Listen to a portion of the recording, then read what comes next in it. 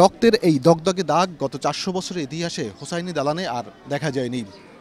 গত রাতে এখানে অত্যন্ত ন্যাক্কারজনকভাবে ঘটানো হয়েছে বোম ব্লাস্টিংয়ের ঘটনা। এ কারণে এখানে অন্তত ২ জন মানুষ নিহত হয়েছেন এবং অসংখ্য মানুষ আহত হয়েছেন। এই ঘটনায় শুধু শিয়া সম্প্রদায় নয়, বরং ব্যথিত করেছে পুরান ঢাকার আপামর সমস্ত মানুষকে। ঢাকার ৪০০ বছরের ইতিহাসে শিয়া সম্প্রদায়ের প্রধান উৎসব আশুরার তাজিয়া মিছিলে এই প্রথমবারের মতো ঘটল এমন ন্যাক্কারজনক হামলা। ঘটনাস্থল পরিদর্শনে ছুটে আসেন স্বরাষ্ট্রমন্ত্রী, পুলিশ মহাপরিদর্শক, র্যাব ডিজি ও মহানগর পুলিশ কমিশনার।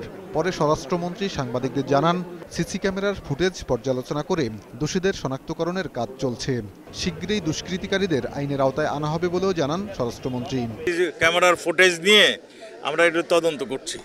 আমরা সবই বলেছি, আমরা একটু অপেক্ষা করুন, আমরা বের করব যে এটা একটা পরিকল্পনাধীন নিয়ন্ত্রিতভাবে এটা করার প্রচেষ্টা নিয়েছিল। আমরা উদ্ঘাটন করে নিচ্ছি। হামলায় নিহত ও আহতদের শোকের ক্ষত বুকে নিয়েই হোসনি দালান থেকে বের হয় ঐতিহ্যবাহী তাজিয়া মিছিল। প্রত্যক্ষদর্শীরা জানান, শুক্রবার মধ্যরাতে মিছিল বের করার প্রস্তুতির সময় ঘটে ভয়াবহ এ বোমা হামলার ঘটনা। দ্রুত দোষীদের শাস্তির দাবি করেন তারা। মিছিল সাজানোর চলছিল, তারই মধ্যে প্রধান ব্যানারের সামনে থেকে ৩টা বোমা আসলো, পরপর ৩টা।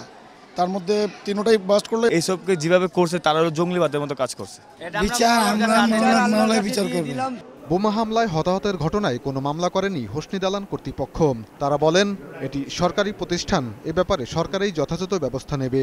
শিয়া সুন্নি সম্প্রদায়ের লোক সম্মিলিতভাবে এই মহরম আমরা পুরনো ডাকে উদযাপন করে থাকি। এটা একটা সরকারি ইমামবাড়া। এই ইমামবাড়াতে সরকারি